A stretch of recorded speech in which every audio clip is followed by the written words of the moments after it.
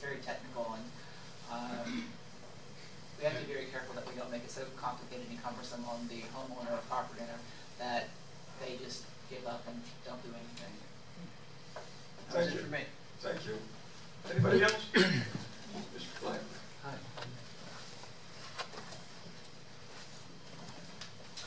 Good evening, Wes Blackman, 241 Columbia Drive in the College Park Historic District. And I feel obliged to speak because I've been part of the trajectory of the historic preservation program in Lake Worth. I've been on the board, I've been off the board. I am a professional planner that specializes in historic preservation sometimes. And I'm going to talk about the elephant in the room. I'm concerned that there is now a backlash against the historic preservation program in the city. And I haven't seen this before. And we have to ask ourselves why that is. And there could be a number of factors. I think we need to look at the customer service experience from where the city's bureaucracy meets the public and how that operates. I think we need to look at the perception that living in a historic district means you're going to have to spend a lot more money to upkeep your house and to maintain your roof and to do things appropriately. I do think there's a lot of education that needs to be done on many levels with the commission, with realtors, and with property owners and neighborhood associations. I think it's important for the people here tonight to understand a little more about the mechanics of how the districts were initially created. And there are some misperceptions about notification and agreeing to be in a district, and there's some myth-making going on in the community about what that was all about. So I think that should be explored tonight, excuse me. And Lake Worth is a very unique place, and I think we all have our own vision of what that means to us. And because of that, you were 7 different individuals up there, and you all have a vote. And one thing that has been unique in my time on the board was that we do have a number of split decisions. We have 4-3 votes, because sometimes the answers aren't easy, and there is a difference of opinion. But that 4-3 vote translates to a property owner and having to abide by that.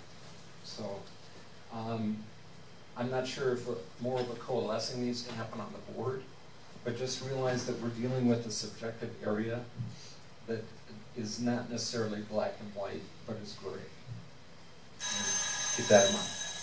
And my hands are done. Perfect. Anybody else? Yes.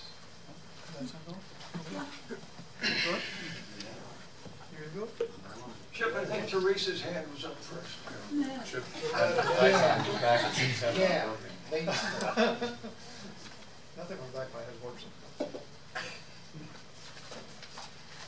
Theresa Miller, 829 Lakeside. And first of all, before we discuss this, I want to say thank you to William for giving a plug to the book for the Cottages of Lake Worth. I'm the vice president of the group.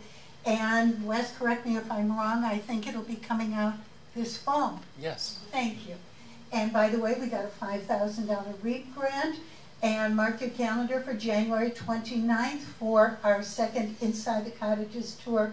The first one sold out over a month in advance. That's my plug. I've got some photographs. If you want to pass those around, I'd appreciate it.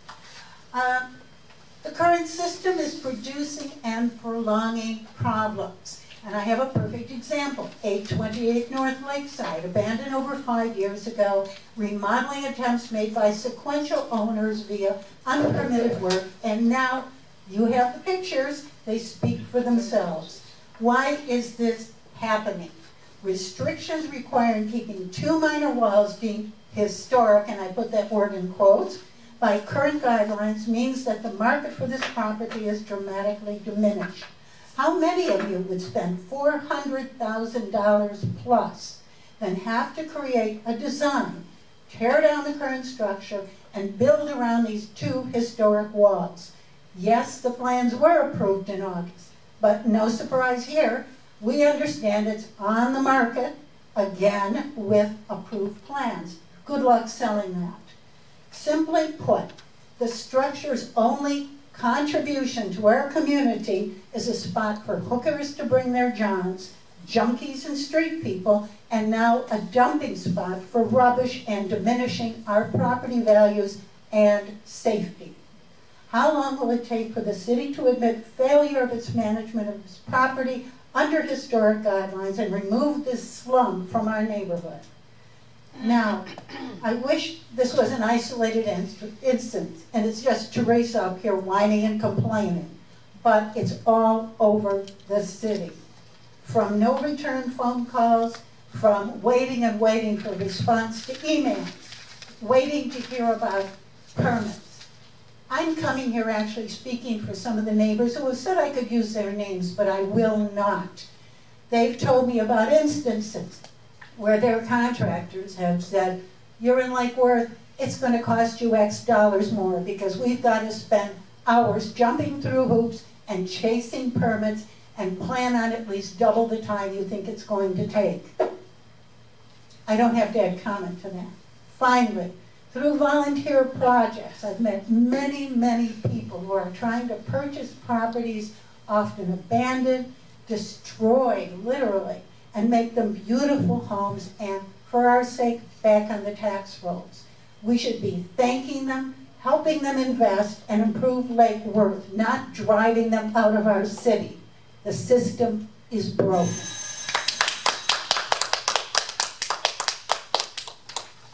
Anybody else? You're welcome.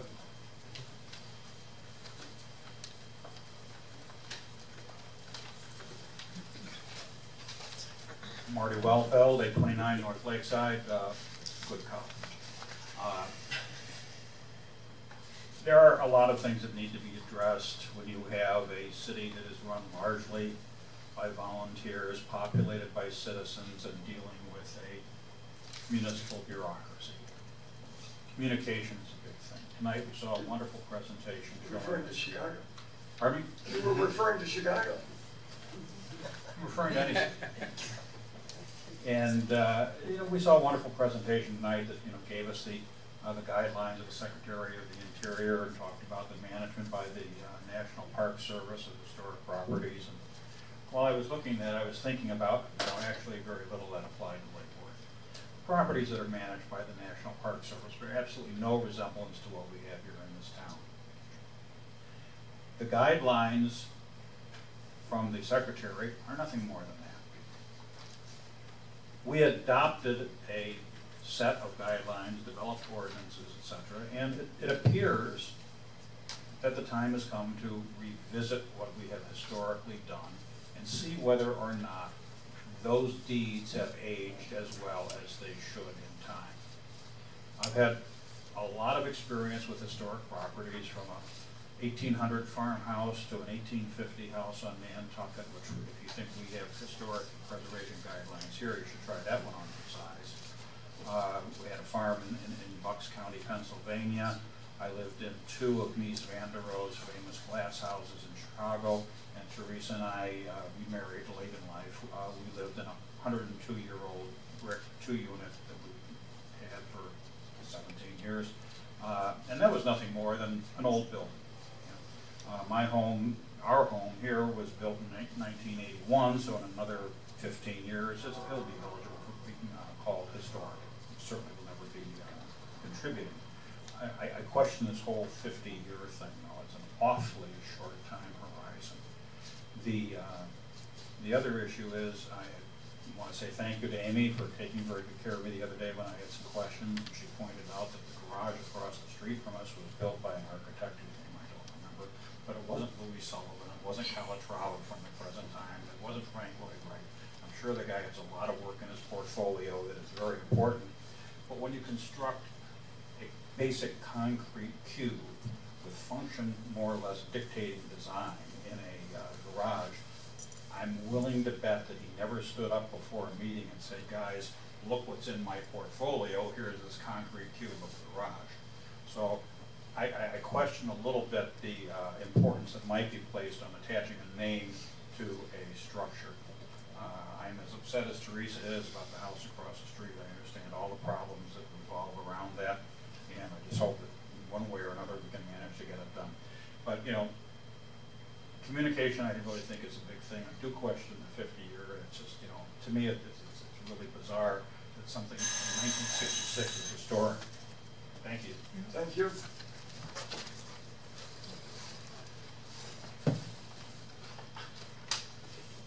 Good evening. Good evening. My name is Susan Ona, and I live at 826 North Palmway.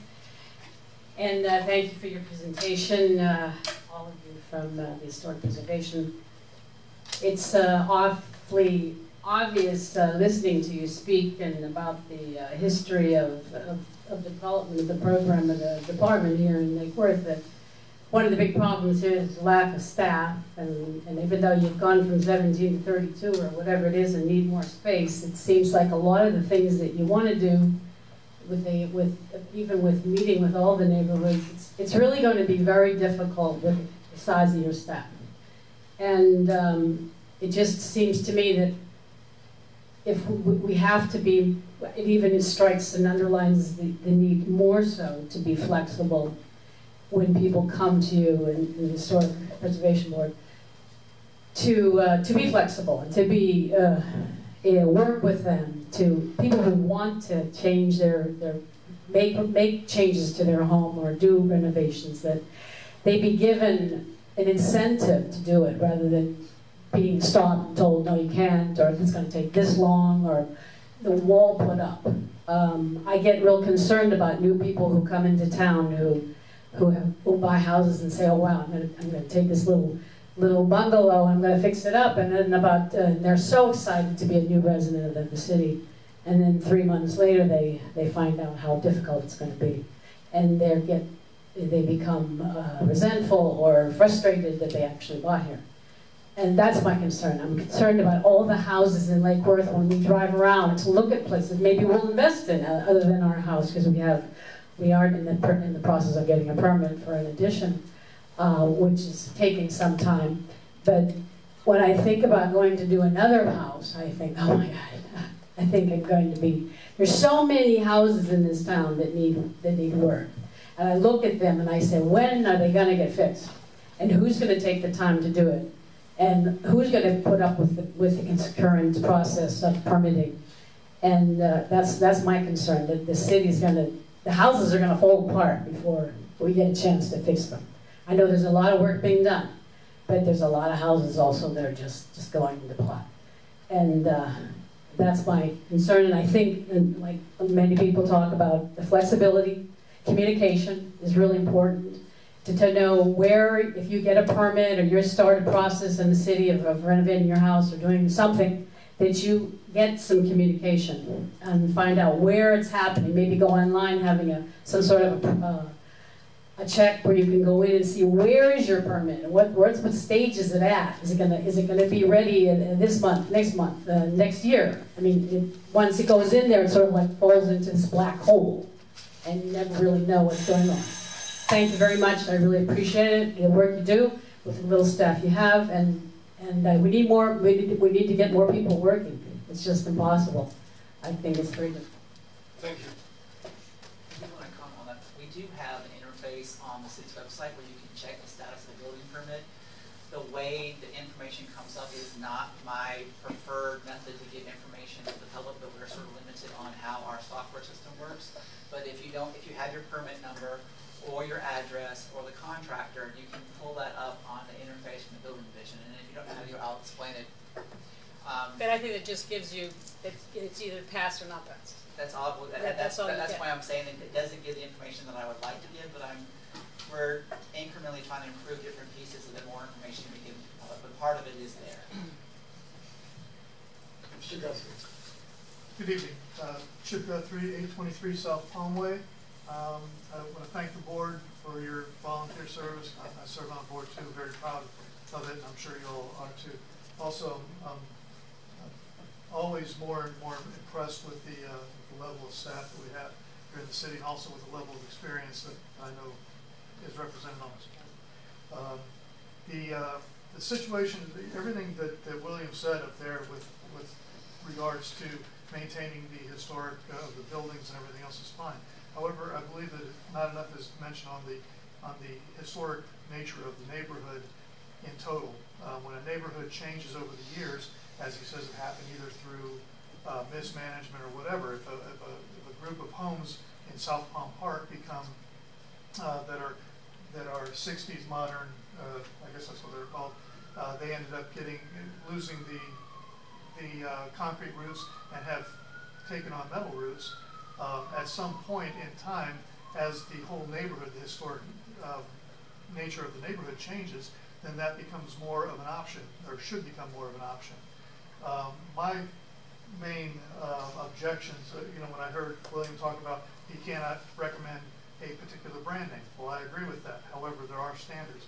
If a building product meets the hurricane structures of the Miami-Dade code for impact resistance, and it meets the guidelines and of the look of the windows that we're trying to obtain, if it's vinyl clad or not, I don't know that the difference is there. You let the homeowner dictate what quality of the one that they're going to get based on either their budget, as long as it fits the guidelines. This vinyl clad windows and vinyl fencing, and I've had conversations with a few of you on those. I've had a vinyl fence in my backyard for 15 years. It's gone through 2 hurricanes. It looks like brand new, except for where the sprinkler hits it. I can go back out there. There's a vinyl fence along Lake Worth Road. Many of you have seen it as you go down Lago Lucerne. They have a beautiful white vinyl fence that goes across the entire Lake Worth Road section of it. And for some reason, at some point, Lake Worth said, okay, no more vinyl fences. Now, you can put a wooden fence in that will start deteriorating the moment you install it, but we can't have better looking vinyl fences. There's an issue that I've had with when somebody applies for a permit for a fence that it is in the guidelines that you have to submit a survey for your property that is, there's two. It's either 2 years or less. What difference if you're putting a fence on a property line, and I brought this up with William before, what difference does it make if that survey, if it's a stamped survey that is 10 years old or 15 years old, your property line has not changed. We're not in a seismically active area. So the property line is there, you are stating, and nobody from his department is going to go out there and see whether your survey is correct. You're showing, you're giving a survey saying, I want to put a fence on this line, on my property line, and that is it. I would like to see something addressed with that so that we bring, that's sort of an arbitrary, why 2 years, why 3 years, why 10 years? If it's a stamped, certified survey, I think it should be accepted by the department. Thank you. If I may, I think that's pretty much a standard for most local governments for 2 years for permits, and some of that with fencing and other issues like that has to do with easements and utility access and different things like that.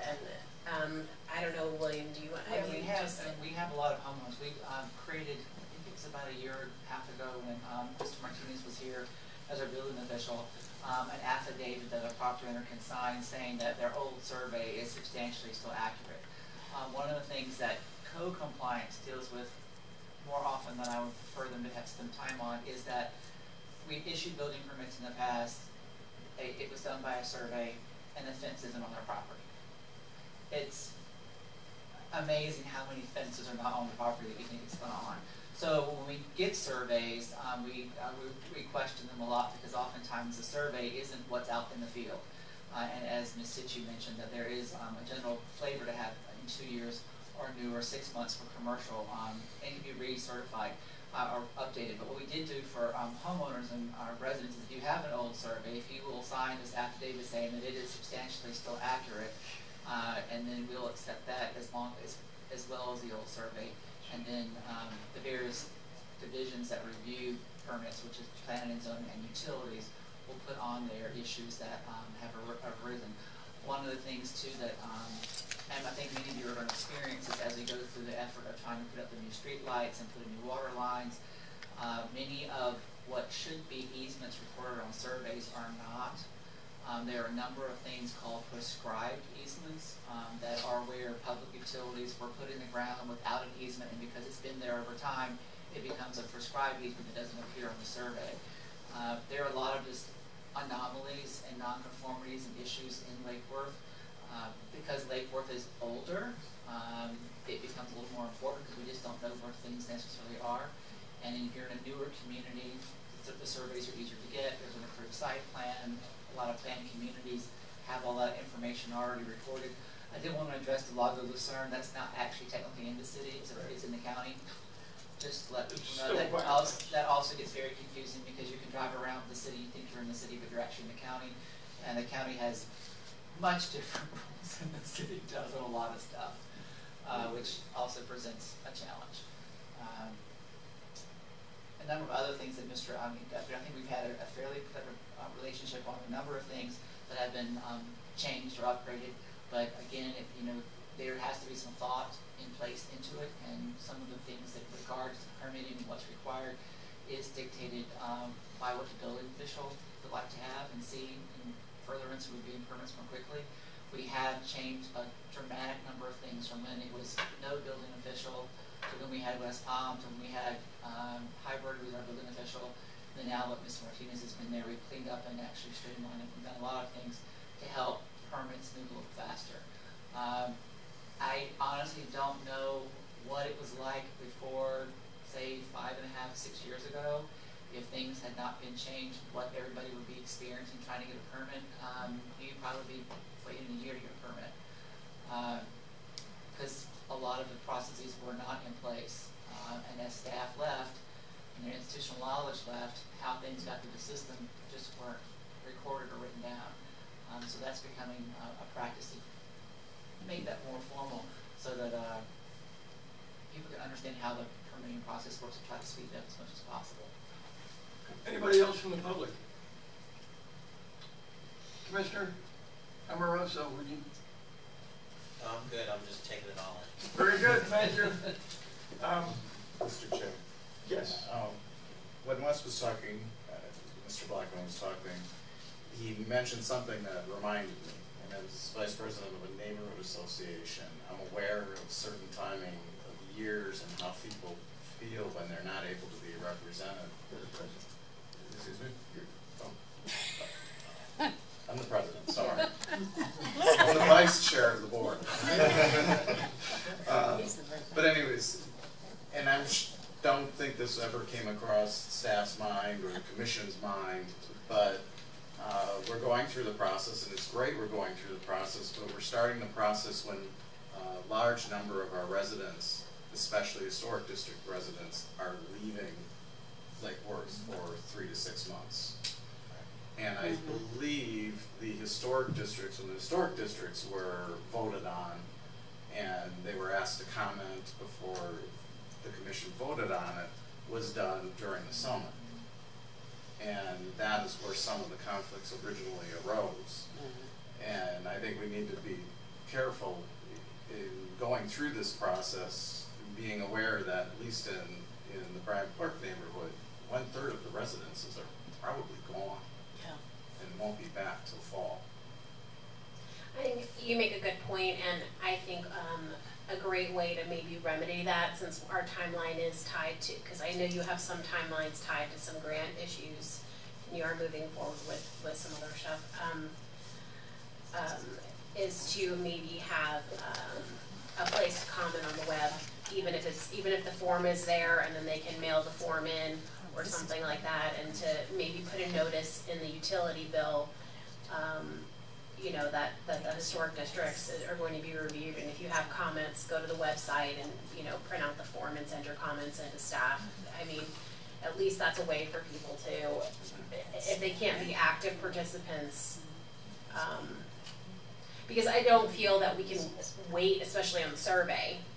No, I understand that point. I mean, like, we need to do that. Right. I mean, it's important to get through this process fast, but I feel there might be some complaints from some people. Definitely. There's always going to be complaints, but the community isn't involved in the survey. No, that will happen independently. I think we're it is. in. And we are cognizant that the workshops we're trying to have are in June. There's been pressure to have them as soon as possible, and I needed to get some help for Amy, which Katie's been here 2 months, and I couldn't believe they were under the bus immediately for this workshop. So it won't happen. What comes out of the workshop will not be an immediate change to different things. We'll probably work through it on the summer, maybe make some temporary improvements until we can get to a different place. And more than likely, we'll have some more discussion in the fall. And that's when, if we decide we're going to make some adoptions of changes to the ordinance. Some of the things can change sooner than later. Yes. In terms of public being amenable to the public, trying to work with the public first before we come out with, the absolute preservation fear. We certainly can change some of the vinyl fencing restrictions and have them in terms of historic fencing, but the material can be allowed, I would think, could be changed. We have to make a change to our fencing section of our LDRs to allow vinyl. Those things are doable. That doesn't happen. Well, and on the vinyl though, I think that, because I think the code does specifically read, because we were just looking at this as a case, the code does read that the zoning administrator can designate whether a material is appropriate. And I think that when you're looking at, as you go forward on the ordinance, you may want to look at expanding upon that, because I think you're right. I think some materials that are polymer based are more worthy than others. And that and when you do go forward with that ordinance, it's hard to list every single polymer material that could possibly come into being and that may be manufactured, and they're not all vinyl. So maybe a statement that polymer materials could be allowed But design is an issue, and because the little spindly vinyl fencing that I'm just talking about the ordinance in general. Well, and somehow we have to regulate what it looks like, because we're still trying to have quality in our neighborhoods. What I was going to suggest is to find polymer materials that you feel comfortable are high quality polymer materials, and list those, and maybe expand upon the fact that the zoning administrator can designate new materials as they come online if they're equivalent or better to those designated polymers. And then that give yourself the flexibility at a staff level review, for making those technical determinations, when that way the public doesn't have to know, oh, we need this polymer or whatever. You know what I mean? Like it gets crazy, like you were saying with the vinyl. The ability to change materials. The ability to change materials, and give yourself at the staff level, really make that clear that you have the flexibility to designate that, and identify a polymer that you feel, or a set of polymers that you feel are of